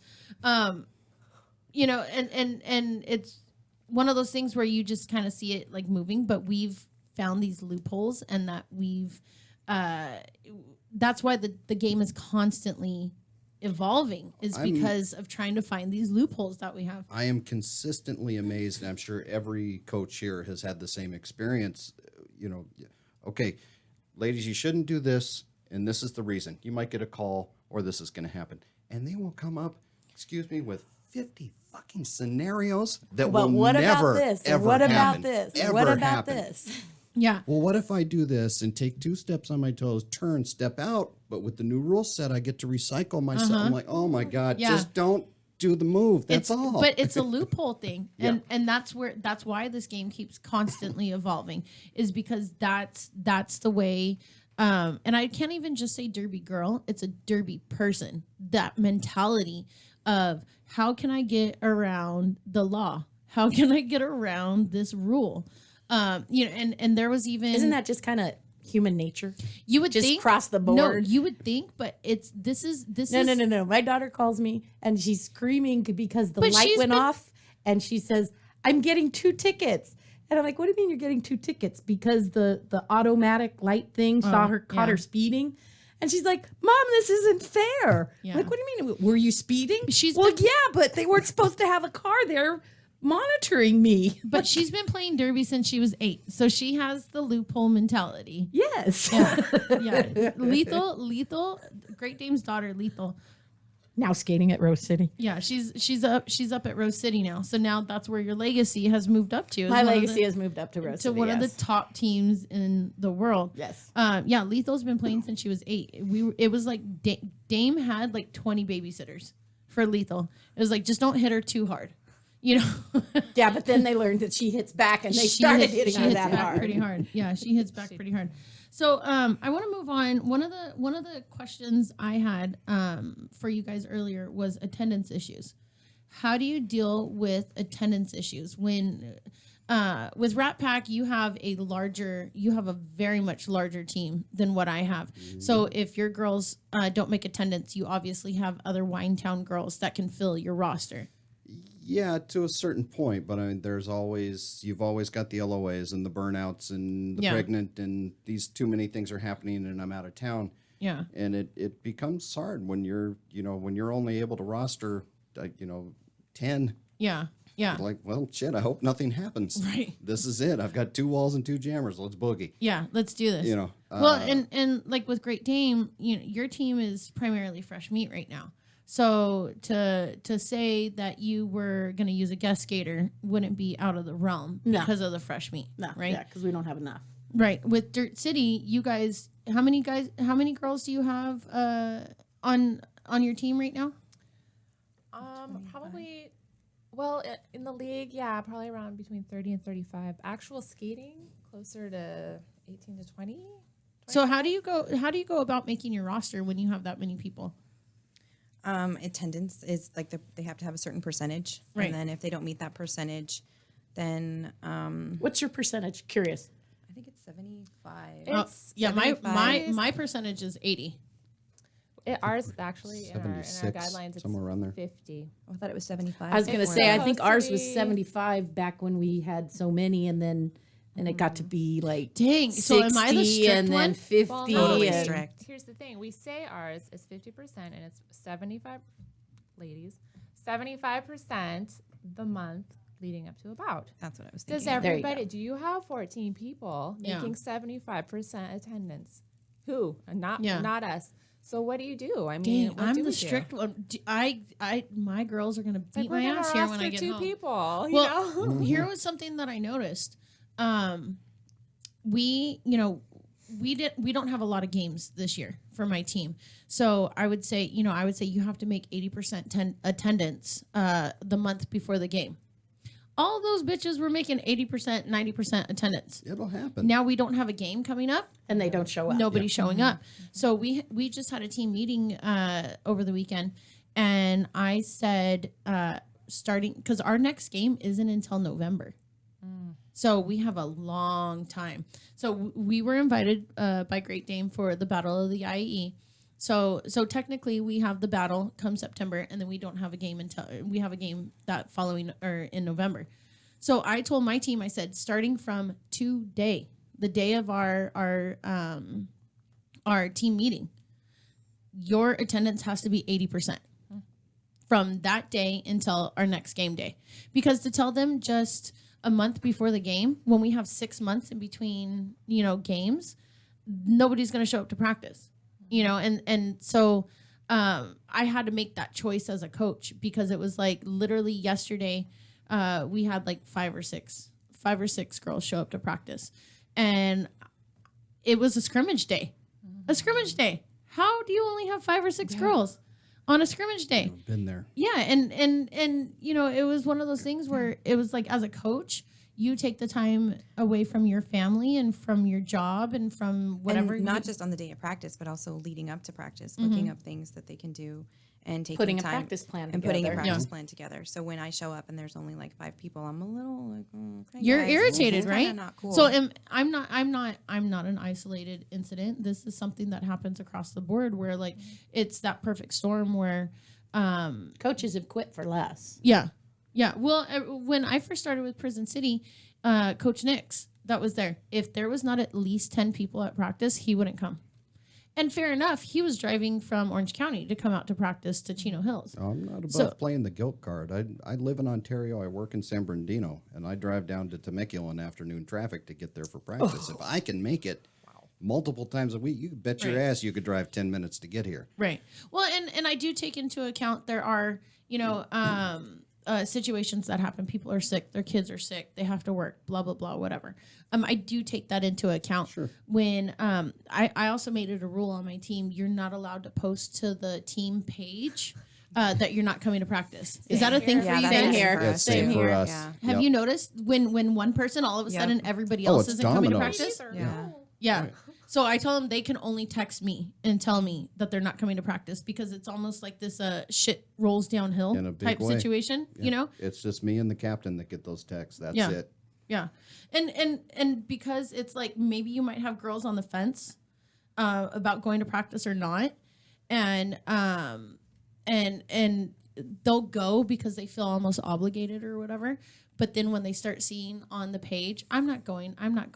Well, fuck, if nobody else is going, I'm not going either. you know? Well, and ultimately they're the ones losing out because, for the most part, I don't just leave practice. Like I'll stay there even if there are only 5 girls. And then it becomes a clinic designed around those 5 girls and they're developing their skills while you're sitting on your couch. Yeah. So, Well, and they those still girls get the benefit. one-on-one. That's where you could go in and you could do the fine-tuned adjustments. And it's almost like, and there's been practices where I will stay on that. But like I said, I'll cancel a practice and those girls will go to my house and we'll either do personal one-on-one stuff or watch training videos or, and it's one of those things where you get the one-on-one with me and whoever. Not that I'm anybody, but you still get that one-on-one practice or whatever. This is a great spot that we really have for Temecula, for Winetown, is that the C and B team, travel teams, practice at the same time and just on separate tracks. So when we have, and it goes both ways, we're lucky enough that we have another team out there. When there's only 4 or 5 ladies who show up, we'll integrate.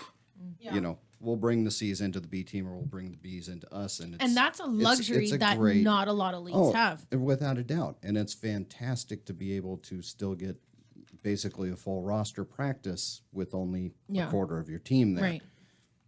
Well, and I'll that raise gives, hell next week, but with you, that gives the girls the opportunity to skate with people that they wouldn't generally skate with. oh yeah, without a doubt. We run myself and Bambi and the Headlights, who now coaches the winemakers out there.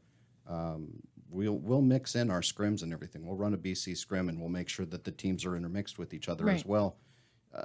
It's just good practice for them, even though the winemakers are a higher level team than us. It's good for them to run against people they're not used to running drills with. Right. For my girls, Because you might find that diamond in the rough at that situation too. Exactly. And for my girls, it's great for them to go against a higher level team. It starts to push their own skills and push their own limits. Right. And eventually they're going to end up there if they keep with the sport. So it's kind of a win-win. Well, now for you guys, if you have girls that don't make attendance, and I say attendance, that seems to be primarily the problem. If you have girls that don't make attendance, will you pull in guest skaters? We've talked about it. Yeah. I'm totally like, I'd rather do that than have girls just think they cannot show up. Right. I think, it's been like an open discussion, but we haven't run into it. Yeah, we haven't actually faced that dilemma yet. We've spoken about it. And I think we did talk about, because we have some ladies on leave on LOA, are good standing. They're just, they had a baby or haven't lived far away, just haven't come back quite been able to get in the habit of coming back to practice. Yeah. And we love them. They're great skaters. And so we were like, well, we could borrow from our own LOA pool, and, that probably is something we would try first. Right. Since they're familiar with us and, So my thing, if I have girls that don't make attendance, I'm not, I'm not going to skate them. It's just, it is what it is, because it sends a morale, a certain message to the team. You are, and I tell my team this all the time, I don't chase, I replace. You don't want to come to practice? Fine. I know plenty enough people that I could have a guest skater at any time, right? So, but what does that do for the morale of the team? In the sense of like, well, I'm replaceable.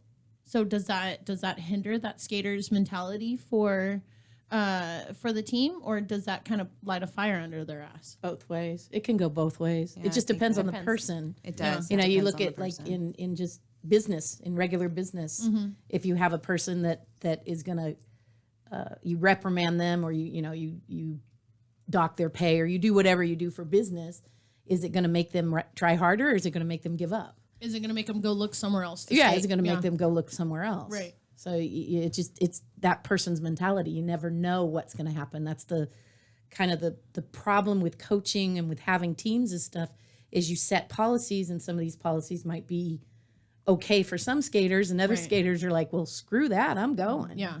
And they don't care for it. Because they said, well, it's 80% over here. I can go over here and it's 60. Right. Yeah. That kind of thing. When you hit that point, you have to, sadly, you have to start thinking, all right, you're only wanting to do the 60. go ahead. Go ahead, leave. Yeah. Yeah. You know. Go. Well, and my Well, it thing, affects playtime. I will say that. Yeah. I may roster them, but they won't get as much playtime. If they haven't been coming and putting in the work and they really don't know what we're doing anyway, then they'll be on the roster, but they'll also be on the bench. Yeah. Because, we need to fill the roster, but, they don't need to have the playtime. If they I think don't that's show what up. we've done mostly in the past with skaters when we ran short or people didn't make their well, and percentage is that you still had a team, but you skated them 2 jams instead of and I don't know every if this other. is I don't know if this is unique to my team, but that seems so much easier said than done. Oh, without a doubt. It's because I have my lineups coach, I have my bench coach, right? So my lineup coach, we probably get 5 or 6 lineups in, and then the whole thing goes out the fucking window. It's like, yeah, I sit there, I take the time to make my lineup, and it's like, okay, this is what we need to do. This is who I want. You don't know who's going to be in the penalty box. You don't know who's going to be injured. So you may have a girl where you have your mindset. She hasn't been coming to practice as much, and I'm going to bench her for a majority of the game. But when you have the injuries or just all shit's hitting the fan, now she gets to play all the time. And it's almost like they rely on that because then they're able, and hats off, my little Maria over at East Valley. I literally hand her a 25 lineups or whatever. I'm like, this is you. Like, whatever you do after I've handed this to you, I don't even care if you go off of this anymore. But, and I don't necessarily have that problem where I've had to tell her, like, you can only play this person like four jams or 3 jams or whatever. But for other teams, how does your lineup coach deal with, like, okay, you can only play 2 because you've only, you know what I mean? Like that's a shit job too. Reffing, lineup coach, bench coach. I love it. But you know what I mean? Like it's easier said than done to try to restrict that skater from getting on the track. Again, yeah, we haven't been faced with that. No, not too bad. Everybody Laura has. did We've been lineup able last to time. like, okay, yearly attendance versus monthly attendance. Isn't either of those close to 50? Okay, you're good. Yeah. Kind of a thing. Yeah. But Well, and do you guys take dues into account when you're making your roster as well? Thankfully, I don't have if to. anybody isn't. You don't have to deal with They're not dues? Yeah, we we've, do. we've got a board that deals with that. I never have to Yeah, touch but that that crap. shit trickles downhill. Oh no, if- I see it. I see it on my time. For White Down, this isn't a. It's not a maybe and or anything like that. You don't make your attendance. You don't make your dues. You're done. You're gonna sit. right. Period. But what if they come to every single practice, but they can't pay dues, or they pay their dues, but they don't come to practice? Do those two go hand in hand, or do you Usually kind of? there's some kind of arrangement that can be made. Look, I got kid wrecked the car. Bills are piling up. Lost Right. my job. That type of thing. We're not monsters, of Right, course. It's right. yeah, shit. Yes. We can make an extension on that, and it doesn't. It's not going to adversely affect you on stuff like that. But if you're just flipping the finger, going, "Hey, look, dude, I had to buy a 12-pack. I can't pay my dues." Well, that's going to be a very Sorry. different story. My 30-pack habit. It's It's going to be a very different story. But Yeah. thankfully, in my experience there, we haven't really had to deal with it a whole lot. So Right. it's and I have been blessed enough to have fantastic line coaches. But for the who's playing what, I make my lines. Yeah. And I'll run out about 12 to 15 lines and just say rinse and repeat. yeah, I So do it's 25 on me rinse and how repeat, that works. and Yeah. I don't know if that's necessary. I'm like over. Like, That's kind of overkill. I want to say 14 to 16 or 14 Yeah, to I'm 20 usually maybe. about 12 to 15, Yeah. and then it's a rinse and repeat type Oh, of okay. thing. But I make sure that the owner See, I'm is learning on stuff. me. Yeah. I'm learning. I'm like sitting there. But I will say for my last 2 games, I've forgotten a skater on each lineup. So we had to go back through and like I, yeah. Oh, the very first game, one of the girls rumbled or, because I had done it and somehow she got forgotten on. She was on the roster, 100%. She was on the roster, but just somehow her name didn't get put in there. And so she comes up to me I think it was like 15 minutes before the game. And she's like, I'm not on the lineup. And I'm like, whoops. And we'll just tell Maria to figure it out. Like, just put you in there. And so then I took that lineup from the first game and just transferred it to the second game. And we had a new skater in the lineup. So I forgot another person. And so she's like, I'm not on the lineup. I'm like, God damn it. I keep messing this shit up. I have to handwrite mine out, and then I'll do an Excel sheet to create my line. But I physically have to cross out each name to make sure that I know I have everybody. That's I a good can't idea. keep it in my head. Yeah, I do it in my head, Yeah, and that's why I mess up. Yeah, I can't do it. I can't keep it in my head. I have to physically cross them off and go, okay, yes, all right, I've got everybody playing. We're good. Okay, now see, back in the day, there was this Excel thing somebody made, and you put all your skaters in, and then as you made your lineups, and I think it had 14 in it, as you made your lineups, it would calculate the percentage of how many times your skater was skating. That sounds I way too see that advanced for in me. the stats report. Is that where it is I don't now? understand half of the shit I'm seeing in the stats report, but I see it. Well, that's after the fact, though. This was before. So when we would set up our lineups, you could figure out how often a skater was skating and then do your rinse, repeat. Oh, look, And I'm you can learning. like an trenches. Excel guide to do that. Yeah, 'cause no, I'm not I can good. find it. I probably still have it. I don't have. I'll post it on Send her it. I thing. write everything out and then I'm like, Rachel, make it No, pretty. see, we do our Send lineups that based shit. on player type. So we try to get like one communicator and one offense. Well, yeah. Yeah. You know, try to like. Well, balance you know, it. like I said, again, back in the Yeah. day, it was all Sounds about like that. fair skating. You know, Yeah. everybody having an even amount Well, I of mean, time. then on you the have track. the skaters that like can't skate together, like that Yeah. just Yes. knock each other over Yes. because they just can't. So I have to take that into consideration too. So it's not just like willy nilly. Like, Right. Oh, that looks good. Yeah. I have to really put that. You together.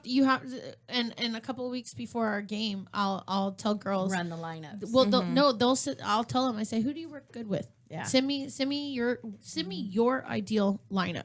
Back when I played on Prison City, my ideal lineup was Great Dame, Amy's on, Shotgun, Dirty Dame, and Nutcase as my jammer. And Nutcase is over at Dirt City now, right? So that was my Like ideal. I said, I think I have a skater everywhere. Yeah. So that was my ideal lineup. Because I knew Nutcase would hop and jump through wherever. And we literally nicknamed that blocking group the Dick Jam. We were just a bunch of dicks. We're like going to knock you over. We don't care how big, how small you are. We're going to mess you up. And so that's what I do with my team. And I asked them, I said, send me your ideal. So I try to adhere to that as much as possible. Only because if these girls already feel comfortable, and again, everybody should feel comfortable with each other. But if that's who they feel comfortable with, it's almost like the Dumbo and the feather. Like, oh, I got my girl with me. You can believe Yeah, it. if you could believe it's going to happen, you know, and so I try to do that. But when you start getting girls in the penalty box and you start getting all the, injuries or whatever It all happens, falls apart. it all falls apart. And so now you're just throwing everybody out, like, just get on the track and do what you need to do, and it kind of, like you said, it all falls apart at that point. And I really tell my girls, everybody needs to know how to jam. Everybody needs to know how to block. Obviously, there's going to be people who are better at one thing than another. But if you have the mindset, everybody's a jammer, everybody's a blocker, you would hope that they would all work together.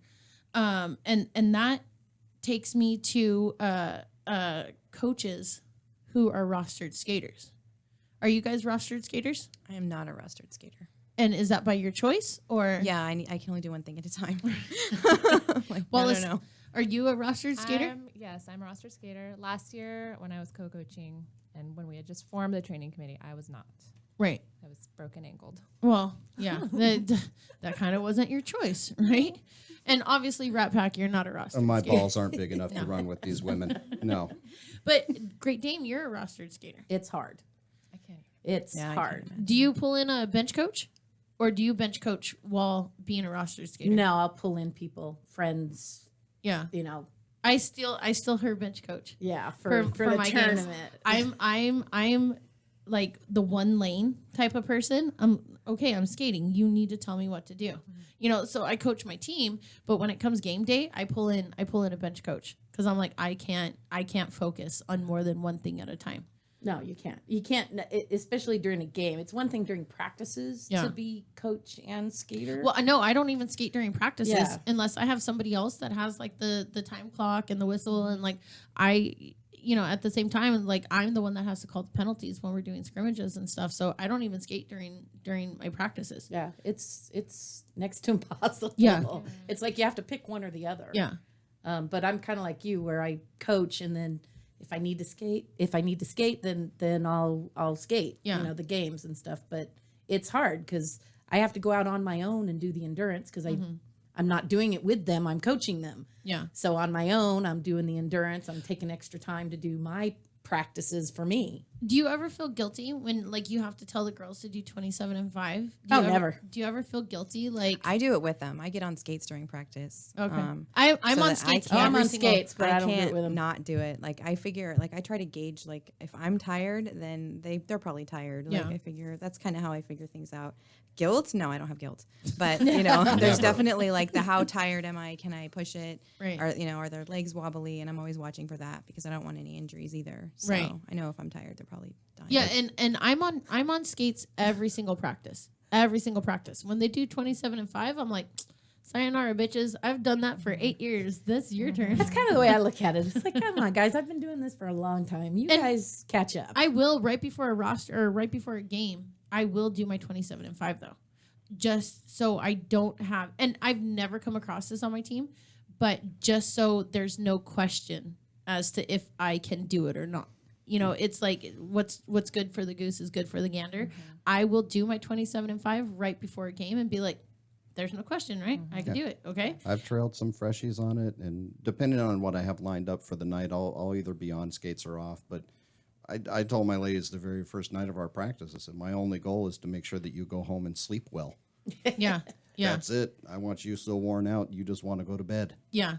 Well, and like it almost sends like a little twinge to my heart when I hear the girls like, I had a hard time sitting down to go pee. I get all excited. I'm like, toilet yay! I'm so glad you can't walk. And I did my job. I know. That's me. I'm kind of a dick in the sense where like when I was over at Prison City and I was running the fresh meat program, it was my goal to make at least one girl puke a night. Like Wow. I haven't tried that yet. so You hear that, ladies? Yeah, that was my thing. I'm like, how hard can I run you? So that and because we would have our fresh meat recruitment, we didn't have you know, and the same goes for East Valley. If you want to come skate that night, we don't have a set standard of what you know because we're not as large of a league as you guys or as Dirt City or as Winetown. So I'm gonna take fresh meat when I could get them. You know, and so when I was at Prison City, it was I think it was like a 8-week course 12. or 12-week course or whatever. So there were certain times. So we would have 20 girls come in at one time. I knew not even half of these girls were gonna stay. So I needed to weed them out early so they didn't waste my time. And that's probably an asshole mentality, but don't waste my time because I was a fresh meat coach, I was a rostered skater, and you know, I had my stuff to do too. So if I can make somebody puke, you know, at practice, I knew that they were going to stay if they came back the next week. Yeah. I just made you puke. I just ran your ass out and you came back. Why, thank you. I take that as a compliment. You like my beating. You know, and I have to say Roz do you remember Roz? She was a couple of years ago. She was one of the ones I was having them do bear crawls, crab crawls, all on skates. We don't take our skates off. And so she literally ripped her bra doing the crab crawl. And then I was running them so hard, she puked that night. And she still came back. And I was like, yep, you're good to go. That's a you know? derby player. Yeah, that was my thing. Like, how much punishment can I give you? And it wasn't. I could say it was on purpose, but it wasn't necessarily on purpose. I just needed to see how dedicated you were. It's on purpose, but it's not purposely cruel. No. You're not running them just to run them. There's a purpose behind it. There was absolute purpose to every single drill that I did. And you know, I would literally have these people like, thank you, that hurt so good. Thank you, can I have another? You know, and it was one of those, I saw how dedicated they were to the team because how dedicated I was to the team. So when I see, and this takes me to skater retention, keeping those girls around, do you take it personally when a girl leaves the team? I don't myself. I do everything in my power to try and retain them, you know, but if they don't want to stay, they don't want to stay. I do have to say on that side, For the freshies, it's a requirement with Winetown that you actually do time with the law. Right. On our scrimmage nights. Though the freshies will have their practice, and then they have to stay on to learn how to NSO. And well, to absolutely, learn because how that's the game learning the works. rules. Yeah. That's learning the rules, and that really forces it into your brain Yeah. to learn the rules. See, now to me, it's not only just learning the rules, which is of course a paramount importance, Imperative. and you have to know it. But to me, it also gives people a second choice of derby. Right. Maybe skating's not for you. Maybe getting blasted on the wall is not exactly what you had in mind. Right. Maybe you want to throw some stripes on. You want NSO. Yeah. There's fantastic people who are just as loving and dedicated to this wonderful sport as myself or any other coach or players out there. Yeah. Who never put a set of skates It's on. not Plan B. Yeah. And that's it's just a different track. It's a different track of what's going on. I encourage all my girls to go and do NSO work. Obviously, none of them are ready for stripes. I'm not ready for stripes, so because that job sucks. And that's why my first show was all about stripes, bringing the zebras in, because I'm like, I want to say thank you. You guys are like the three you had on were they're some of the three that I love most in this world, in this derby world. Yeah. They're wonderful people. Yeah. I'm gonna say we in this room, as far as coaches, we're small, medium, large, as far as leagues, right? So I would say my league is on the small side of town. You guys are more of like the medium size, and Winetown is more of the larger league. You guys are WFTA, right? You're Yes. WFTDA. Correct. Yeah. So with the smaller league, you have that roster where, and it takes it back to girls thinking, if I don't show up to practice, I'm still going to make the roster because you don't have anybody else. Right. And then with the medium size, you guys, over at Dirt City, you guys have it to where you have enough people and you could pull from sub pool or whatever. Do you guys have a set sub pool? Not really. That's more the LOA that you were talking about. We just had like 2 or 3 people that we knew they skate on their own. We know they'd be okay in good shape. They're great skaters, but we hadn't really gotten to that point where we actually had to make that decision yet. Right. So. And right now, I think we're kind of working too on that team mentality where it's like you're not just bailing on, attendance because you don't want to come. You're also bailing on your team. Yeah. So we're It's really trying to almost- create that atmosphere. It's almost where, a disrespect thing, I feel. I'm taking the time and the effort, and the girls that are coming to practice are taking the time and effort. And if you're not showing up to practice, it's almost like you're disrespecting your team or the other girls who are dedicating enough of their time to come. Believe me, I'm not above using that as a weapon against them. Yeah. It's, everybody else is making it here. Well, and You've got to show that respect to if not to me, you have to show it to your teammates. Right. Well, and I don't want to necessarily say that I am going to punish somebody because I feel that with this sport, we're all adults, right? I'm an adult. Don't punish me. This is a extracurricular, recreational thing. Don't tell me that you're going to punish me. But at the same time, there are consequences.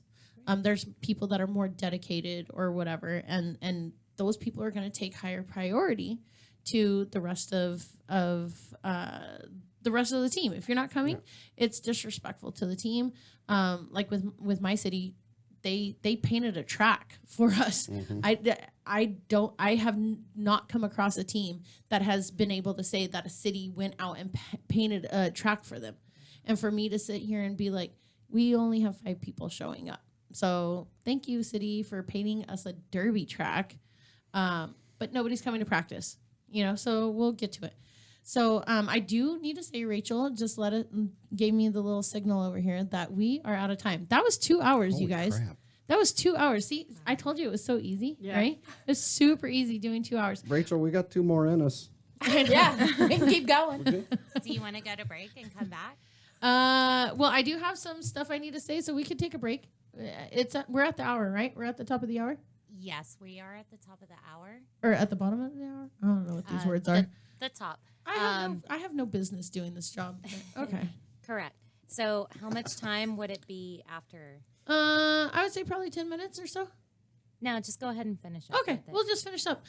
So I want to say thank you. We had the coaches from Dirt City Roller Rats. We have Rat Pack from Winetown. We have Great Dane. I'm 3 tall boys in, man. You're lucky I'm still talking. We have Great Dane from Prison City. I am Ivy Drunky from East Valley. This has been Coach's Corner. I want to say thank you guys for our first Coach's Corner. Congratulations to Great Dane for getting that Erkin Jerkin. I know you threw it on the floor over there. That's how much it means to you. I want to say thank you to you guys because this really, from the very first show with the refs, I've gotten a lot of feedback that this was an eye opener. How we treat our refs and how we conduct ourselves with refs. So you kind of gave us a twofer over here. Bring me back for part 2. But I would hope that this gives an eye opener to not only our teammates but whoever is listening. That coaches, like I said, this is not a something where you come in on just your 2 days or 3 days of practice and it's a check in, check out. This is an all week thing for us. This is almost like a 24-hour job for us. I know for the longest time the girls would make fun of me because my phone was constantly at practice. I'm like, my phone's gonna die. And it was because I was getting messages all day long. And I'm sure, and you guys have already said that was something for you guys. So I want to say thank you for taking your time. This is another coach's thing that you did. So I want to say thank you for you guys coming in, taking time out of your day to, talk about coaches and what it is that we do. So I am going to let everybody know that, not this weekend, because it's Father's Day weekend. I was a little confused. I'm like, why is there no games this weekend? There probably are some, but I've just not been made aware of them. But next weekend, so June 24th, that weekend, we've got Grapes of Wrath versus the West Coast Derby Knockouts, Uppercuts, Winemakers versus the TKOs. Fat doubleheader. It's going to be great. This is a doubleheader. So, and this is a WFDA sanctioned game, right? The B level is. The winemakers are sanctioned. Okay. And this is at Margarita Community Park, 29119 Margarita Road, Temecula, California, 92591. Bring a snack and bring a chair. Bring a snack, bring a chair, because Temecula loves us that much. That we have to have you bring your own stuff. So, but please come out, support. If I can do just very quick shout, Absolutely. we are doing a fundraiser because we're trying to get our own track, our own home, and we're running this great promotion right now. If you guys go out on the Facebook page for Winetown Rollers, it is called The Flocking. I don't know for the people who have seen it. Cool. I flocked Jenna. There you go. I flocked Jenna, and I got her the big flock. I flocked her hard. For a certain amount, you can see all the levels of it out there. We will go flock the person of your choice with pink flamingos in their yard. Yeah, I ordered 60 flamingos to be delivered to Jenna's. It is a blast. It's been one of the greatest fundraisers for us, and it's we're. You guys went as far as Las Vegas, right? Didn't you get the Las Vegas team out there? I think they went pretty close out there. Yeah. Yes. Yeah. Go flock somebody. We're gonna ride this thing till the wheels fall off. Hell so yeah. Get out to Winetown Rollers Facebook page. Get a flocking going. Yeah. Go flock your friend. Go flock yourself if you like. Flock yourself. Also, we have and that's a home game for Winetown. Correct. Also, that same day, we have Infinity Roller Derby playing against Badfish. That is a home game for Badfish. That's over at in Cypress at Arnold Cypress Park, 8611 Watson Street, Cypress, California, 90630. So that's a West Covina team against Badfish over there. They're out in Cypress, so you need to check that out. I love Infinity. I like Badfish. I've ref for them a few times. They're a very fun team to be around. Yeah, both of those teams are awesome. Yeah. And then also, so this one's a little bit of a travel. So we have Foothill Foxy Flyers against the Central Coast Roller Derby. They are going to be up in San Luis Obispo at the SLO Skate Park, 1050 Oak Street, San Luis Obispo, California, 93450. So these are the three. So you need to remember if you go to EmpireSkateShop.com, you can click on local roller derby, and that will give you a list of all of the games that are happening from now until the end of the year. So you could go on there and check out. I know Zig called in last week saying that, how do I find a game? And, I was like, Google it. And a big shout for Amy and Tom who take care of that stuff. Dude, that's Amazing a whole people. thing. So yeah, if you go onto Empire Skate Shop, so singular skate, EmpireSkateShop.com, and click on local roller derby, you can find a local league if you decide that you want to play roller derby. If you are not playing already. If you want to go find what games are going on in your area, you could find your local teams playing. And always remember, Empire Skate Shop is what makes this show run. So you can find them at 226 North 2nd Avenue in Upland at California 91786. If you want to visit their website, it's EmpireSkateShop.com, or give them a call at 909-294-6396. Make sure to use the discount code POWERJAMS, that's plural, POWERJAMS10, when ordering online. A big thank you to Amy and Tom for making this show happen. Without them, I wouldn't be able to do this show and hang out with these awesome people that I get to hang out with and talk to Irk and Jerkin. They are so cool. Dude, right? Aren't they I like love some of the going coolest in there. people? I absolutely love going in they there. keep the refrigerator full of beer for me. There you And it's always nice. I just walk in and grab a beer and I know the secret now, Amy. rummage through their stuff, and I get to do whatever. I'm like, here's my skates, fix them. So also I want to remind everybody to send in your t-shirts, your used or brand new. They'd probably prefer brand new. Go dig through your merch box. Go find a t-shirt that maybe it's a small that hasn't sold, or an extra large that hasn't sold. Go through your merch box. Make sure that you send those t-shirts off to Haley's Blanket, care of Trixie, at 5434 West Turana Drive. That's Torana Drive, Meriden, Ohio 83646. I'll have all of that information up on Power Jams. I want to say thank you to Rachel. Thank you as well. Thank you for Thanks, you get to Rachel. watch Thanks us. for all of our guests. I know, right? You get to Yeah. watch us derby dork out, and it's always fun. And letting I us always go. learn. Hey, so so it's great. the boss is away, right? So Dutchie's away, so we get to stay a little longer than what we normally would have. We get to play a little bit. A little bit, not too much longer. So thank you, Rachel, for coming in. I want to thank the in-studio guests. Thank you, Irkin Jerkin. Make sure to check her out at Irkin Derby. And, of course, Power Jams Talk Derby Radio is on Facebook, and Empire Skate Shop. Thank you, everybody. This is Kaotic Radio and Power Jams Talk Radio. We'll talk to you soon.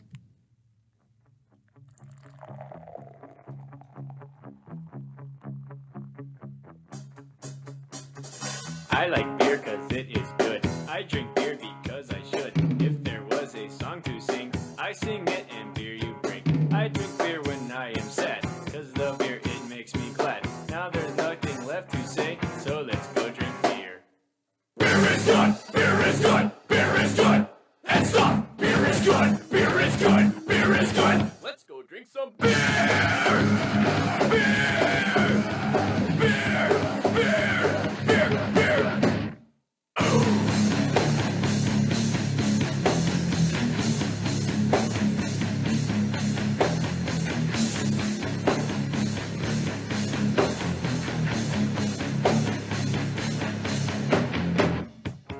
Dude, I think you had enough.